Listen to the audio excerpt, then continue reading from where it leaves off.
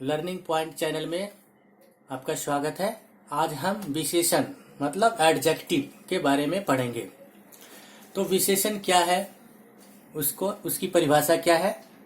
तो सबसे पहले हम उसकी परिभाषा देखते हैं। तो परिभाषा क्या है विशेषण की? जो शब्द संज्ञा अथवा सर्वनाम की विशेषता बतलाए उसे विशेषण कहते हैं। जैसे अच्छा विद्यार्थी पढ़ता है। जैसे क्या है, अच्छा विद्यार्थी पढ़ता है। यहाँ अच्छा शब्द विद्यार्थी की विशेषता बतलाता है, अतः अच्छा विशेषण है। और इस वाक्य में जो है विद्यार्थी संज्ञा है। जैसा कि परिभाषा में लिखा गया है कि विशेषण वो शब्द है जो संज्ञा या सर्वनाम की विशेषता बतलाता है। तो पहला उदाहरण में हमने देखा कि यहाँ पर अच्छा शब्द जो है ये संज्ञा की विशेषता बता रहा है। अभी दूसरा उदाहरण है, कहाँ उत्कृष्ट आप और कहाँ निकृष्ट मैं।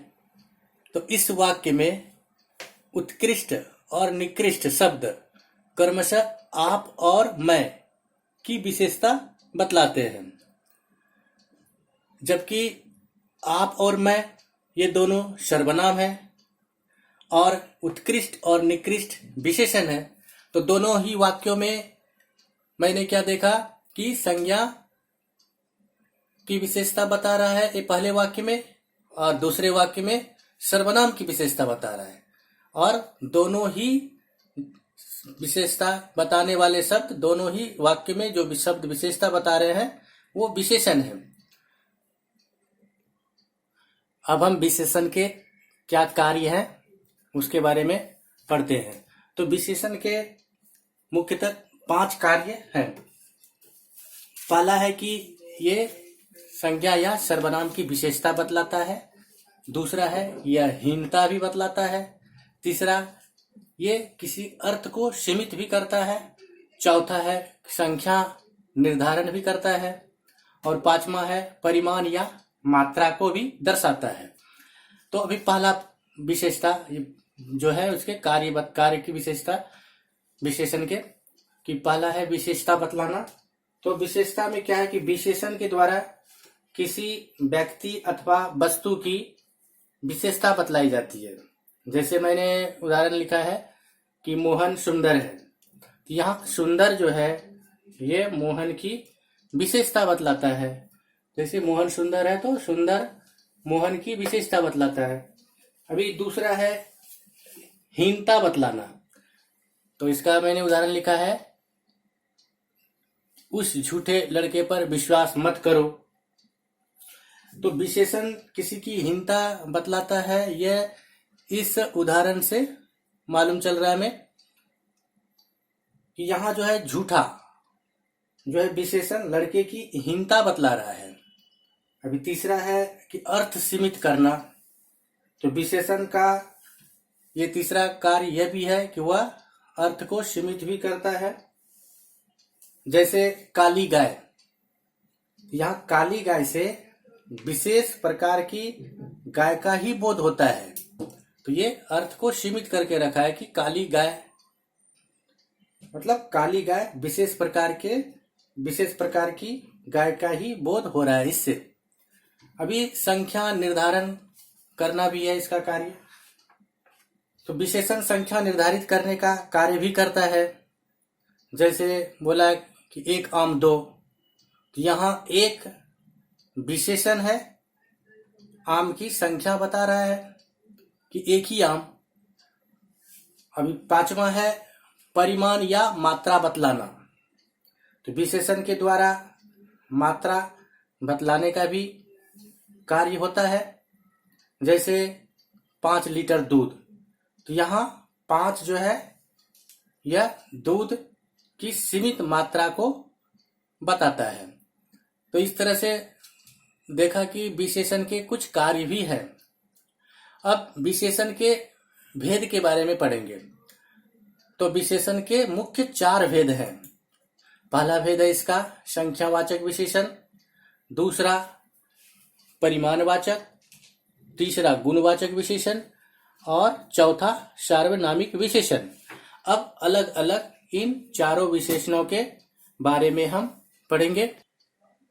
अब हम संख्यावाचक विशेषण के बारे में पढ़ते हैं। तो संख्यावाचक विशेषण किसे कहते हैं? तो जिस विशेषण से संज्ञा या सर्वनाम की संख्या का ज्ञान हो उसे संख्यावाचक विशेषण कहते हैं। जैसे 4 घोड़े दौड़ते हैं, 10 विद्यार्थी पढ़ते हैं। तो इस वाक्य में 4 घोड़े दौड़ते हैं, तो वाक्य में 4, और दूसरे उदाहरण में 10 विद्यार्थी पढ़ते हैं, तो इसमें 10। ये दोनों जो है संख्यावाचक विशेषण है, क्योंकि इनसे घोड़े तथा विद्यार्थी की संख्या संबंधी विशेषता का ज्ञान होता है, इसलिए इसे संख्यावाचक विशेषण कहते हैं। अब संख्यावाचक विशेषण के भी 2 भेद हैं।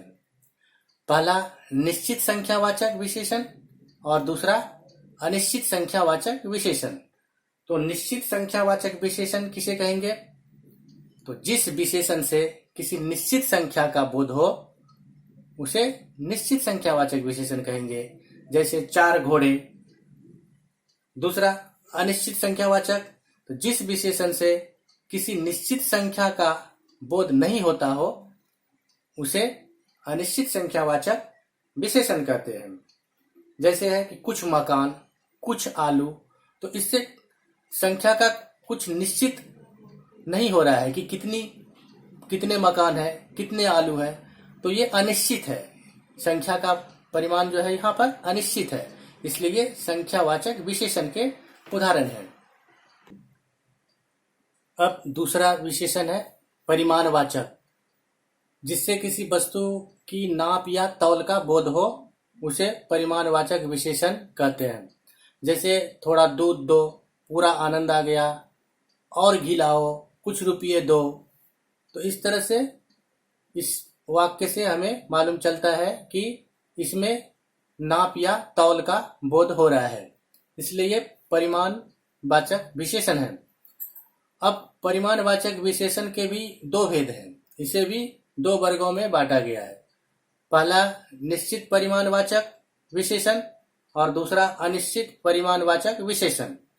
तो निश्चित परिमाणवाचक विशेषण किसे कहेंगे?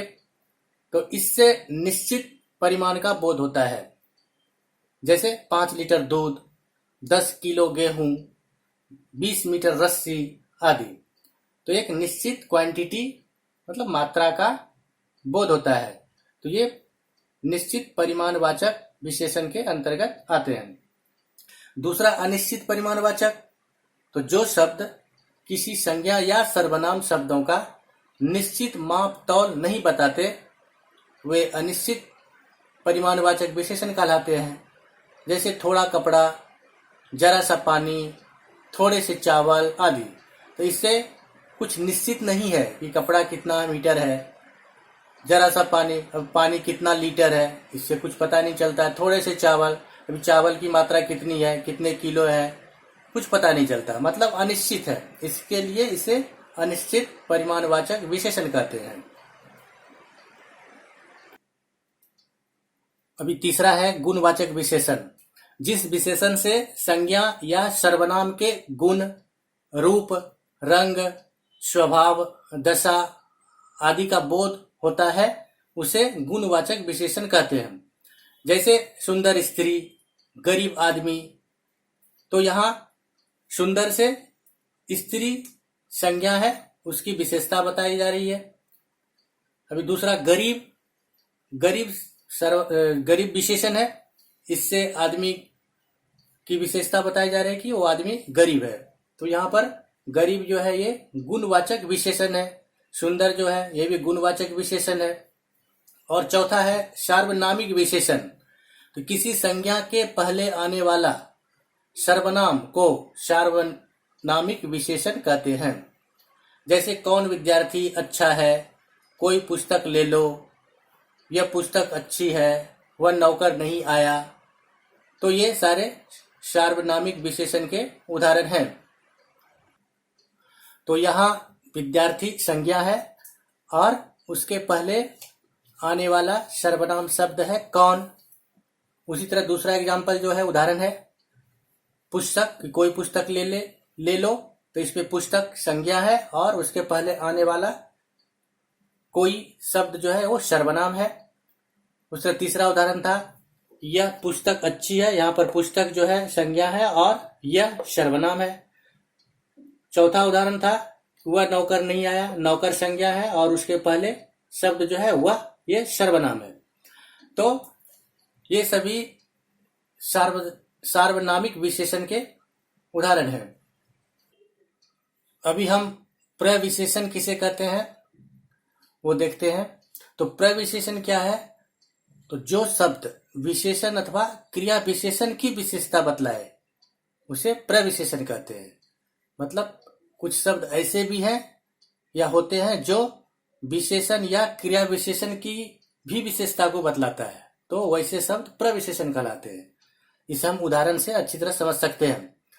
जैसे मोहन अत्यंत मेधावी छात्र है, तो मेधावी खुद ही विशेषण है जो मोहन की विशेषता को बता रहा है, और अत्यंत जो है यह खुद विशेषण मेधावी की भी विशेषता को बता रहा है कि मेधावी वो भी कैसा है, तो अत्यंत मेधावी है, तो विशेषण की भी विशेषता को बता रहा है। तो इस वाक्य में अत्यंत जो हुआ वह प्रविशेषण हुआ, क्योंकि मेधावी ये छात्र का विशेषण है और अत्यंत मेधावी जो कि विशेषण है उसकी विशेषता बतला रहा है। तो अत्यंत जो हुआ वह प्रविशेषण है और मेधावी जो है वो विशेषण है। तो मेधावी विशेषण की विशेषता को अत्यंत शब्द बता रहा है, तो अत्यंत प्रविशेषण कहलाया। इसी तरह दूसरा वाक्य हम लेते हैं, वह बड़ा साहसी है। तो यहाँ पर बड़ा जो है, बड़ा शब्द जो है यह प्रविशेषण हुआ और साहसी विशेषण है। राम बहुत तेज विद्यार्थी है, तो तेज विशेषण है और इसकी विशेषता बहुत जो शब्द बता रहा है यह प्रविशेषण हो गया। तो जो शब्द विशेषण अथवा क्रिया विशेषण की विशेषता बताता है या बतलाता है उसे प्रविशेषण कहते हैं। अब हम देखते हैं कि विशेषण का सरल वाक्यों में स्थान क्या है। मतलब सरल वाक्य में विशेषण किस जगह पे लिखे जाते हैं। तो पहला इसका है कि सरल वाक्य में विशेषण प्रायः संज्ञा के पहले आता है। जैसे इसका उदाहरण है कि श्याम सुशील लड़का है, तो लड़का संज्ञा है, इसके पहले सुशील विशेषण का प्रयोग हुआ। उसी तरह है, वह अच्छा आदमी है, आदमी संज्ञा है और इसके पहले अच्छा जो है ये विशेषण का प्रयोग हुआ। अभी दूसरा कि विशेषण का प्रयोग सरल वाक्यों में संज्ञा या सर्वनाम के बाद भी होता है। जैसे कल्लू चंचल है, तो अभी देखिए यहाँ पर विशेषण संज्ञा है कल्लू, इसके बाद में प्रयोग हुआ। दूसरा उदाहरण, मैं अभागा किसी के काम ना आ सका, तो यहाँ पर मैं ये संज्ञा है, सर्वनाम है, यहाँ मैं जो है सर्वनाम है और इसके बाद विशेषण अभागा का प्रयोग हुआ। तो इस तरह से अब क्या देख रहे हैं कि विशेषण जो है सरल वाक्यों में संज्ञा के पहले भी आता है और संज्ञा या सर्वनाम के बाद में भी आता है। अभी हम देखते हैं विशेष्य और विशेषण में क्या संबंध है। तो पहले विशेष्य किसे कहते हैं ये समझना पड़ेगा। तो विशेषण संज्ञा अथवा सर्वनाम की विशेषता बताता है और विशेषता संज्ञा या सर्वनाम की बताया विशेषण, और जिस संज्ञा या सर्वनाम की विशेषता बताई जाती है उसे ही विशेष्य कहते हैं। तो कहने का मतलब क्या हो गया कि विशेषण जो है जिस संज्ञा या सर्वनाम की विशेषता बताता है वही विशेष्य है। अब वाक्यों में विशेषण का प्रयोग भी दो प्रकार से होता है। कभी विशेषण विशेष्य के पहले आता है तो और कभी विशेष्य के बाद आता है। तो अभी प्रयोग के दृष्टि से विशेषण के भी दो भेद हैं। प्रयोग की दृष्टि से विशेषण के भेद। तो प्रयोग की दृष्टि से विशेषण को दो भागों में बांटा गया है। पहला विशेष्य विशेषण और दूसरा विधेय विशेषण। तो पहला विशेष्य विशेषण किसे कहते हैं? तो जो विशेषण विशेष्य के पहले आए वह विशेष्य विशेषण होता है। जैसे सुनीता सुशील लड़की है, रमेश चंचल बालक है। तो यहाँ पर विशेष्य के पहले न सुनीता है, विशेष्य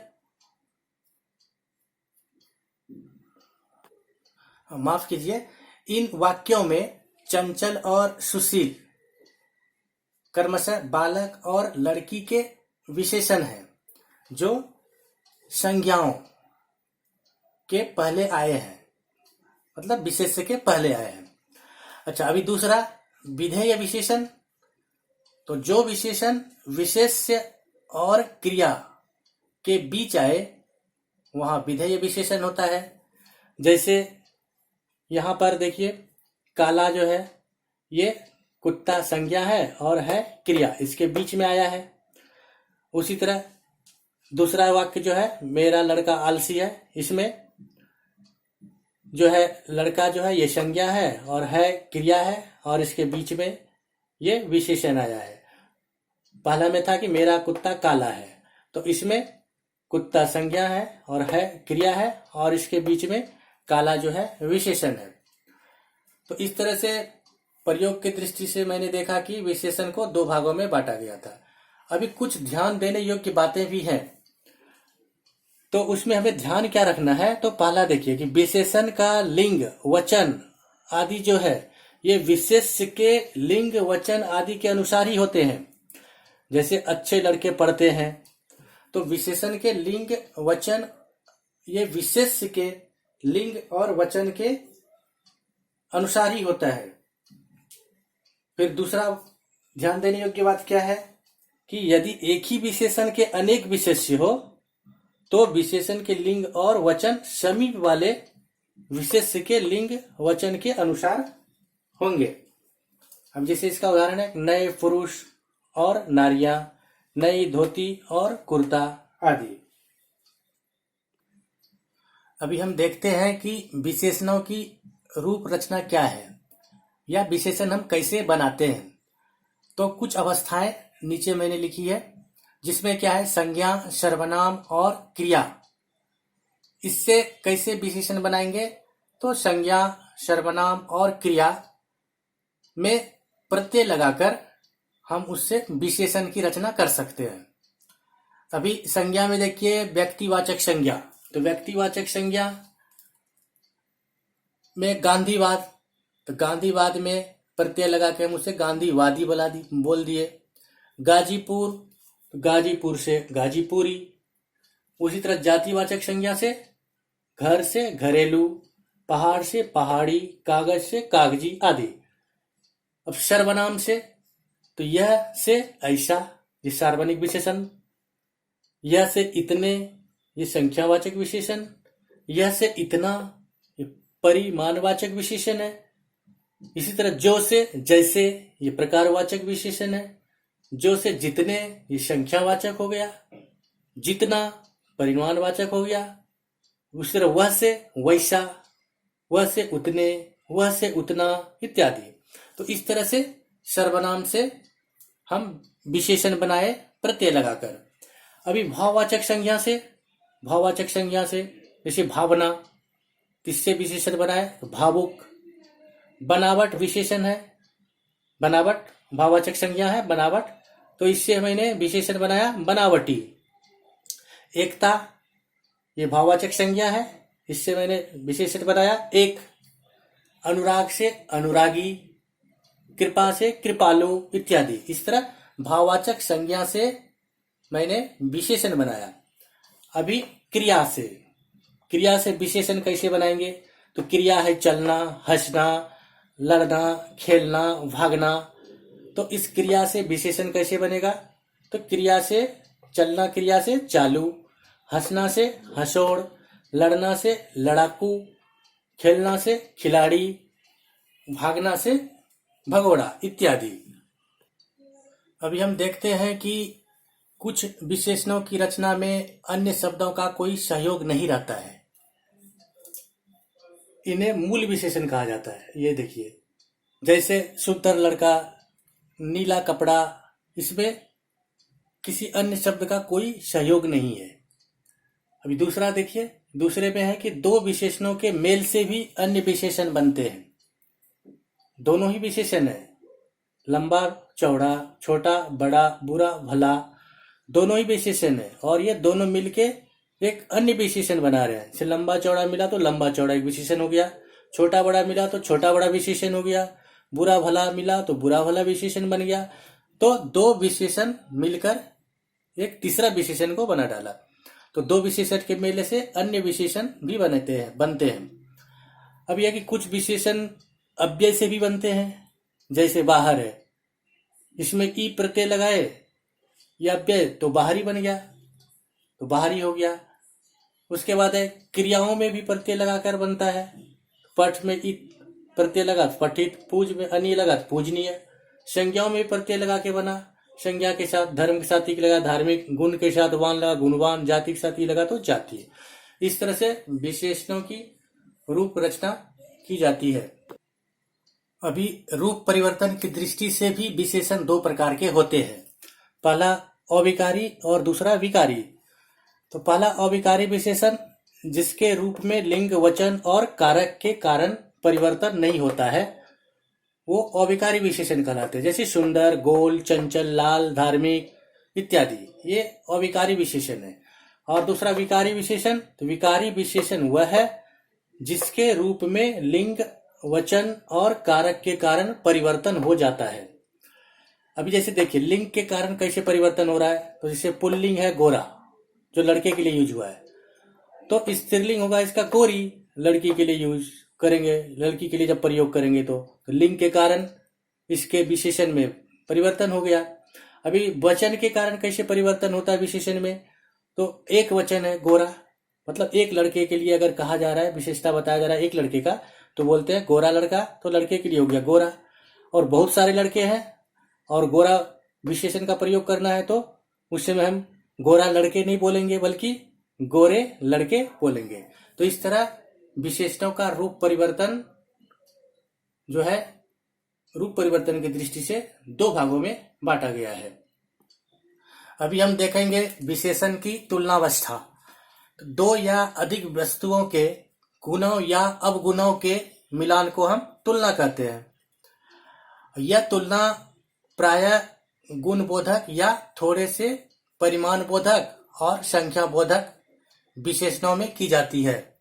जिन विशेषणों द्वारा तुलना की जाए उन्हें तुलना बोधक विशेषण कहते हैं।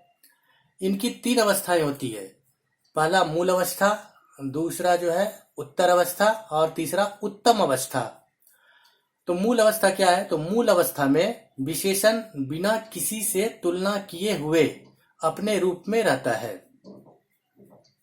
और दूसरा जो है उत्तर अवस्था, तो उत्तर अवस्था में विशेषण दो विशेष्यों की विशेषता की तुलना करता है।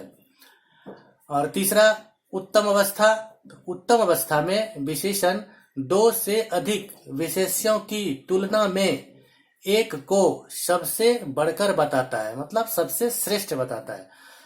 अभी हम उदाहरण के द्वारा देखते हैं कि तीनों अवस्थाओं में कैसे कैसे उसकी विशेषता होती है। तो पहला है मूल अवस्था में, जैसे मान लिया, उदाहरण लिया मैंने, राम सुंदर है। तो राम सुंदर है, ये मूल अवस्था है, इसमें किसी की तुलना नहीं हुआ है और ना तो किसी से तुलना की गई है, ये अपने मूल अवस्था में है कि राम सुंदर है। उत्तर अवस्था, इसमें राम की सुंदरता की तुलना श्याम से की गई है, तो राम श्याम से सुंदर है। और अभी उत्तम अवस्था, तो इस अवस्था में विशेषण दो या दो से अधिक विशेष्यों की तुलना में एक को सबसे बढ़कर बताया जाता है। तो इसमें क्या हो गया कि राम सबसे सुंदर है। दूसरा उदाहरण देखते हैं, आम मीठा है। उत्तर अवस्था में इसमें विशेषण की तुलना दूसरे विशेष्यों से की जाती है, तो राम आम जो है अंगूर से मीठा है। और फिर आम जो है सभी फलों से मीठा है। उस तरह तीसरा उदाहरण है, सोहन वीर है। उत्तर अवस्था में इसको बोलेंगे सोहन बलराम से वीर है। उत्तम अवस्था में बोलेंगे सोहन सबसे वीर है। अभी हम देखें कि विशेषण की तुलनावस्था में तीनों अवस्थाओं में कैसे कैसे चेंज होता है विशेषण के रूप को। अभी इसका एक अलग रूप भी है, जैसे संस्कृत में हम तर और तम लगाकर भी तुलना करते हैं, उसी तरह हिंदी में भी संस्कृत की तरह ही तर और तम लगाकर हम इस तीनों अवस्थाओं में, मतलब मूल अवस्था, उत्तर अवस्था और उत्तम अवस्था में तुलनात्मक विशेषण के रूपों को देखेंगे। तो राम श्रेष्ठ है, इसमें तर लगाया इसके विशेषण में, तो राम श्रेष्ठ तर है। और फिर तम लगाया तो उत्तम अवस्था में आ गया, राम श्रेष्ठतम है। तो इस तरह से विशेषण के तीनों अवस्थाओं का तुलनात्मक अध्ययन हमने उदाहरण के द्वारा किया। जहां तक मुझे ख्याल है आप अच्छी तरह से इसे समझ गए होंगे। आज के वीडियो में बस इतना ही, फिर अगले वीडियो में मिलते हैं। तो मेरे इस चैनल को आप सब्सक्राइब करना ना भूलें और बेल आइकन को जरूर दबाएं। तब तक के लिए आपसे विदा मांगता हूं। हमारे इस चैनल को आप कृपया कर सब्सक्राइब करें। जय हिंद, जय भारत।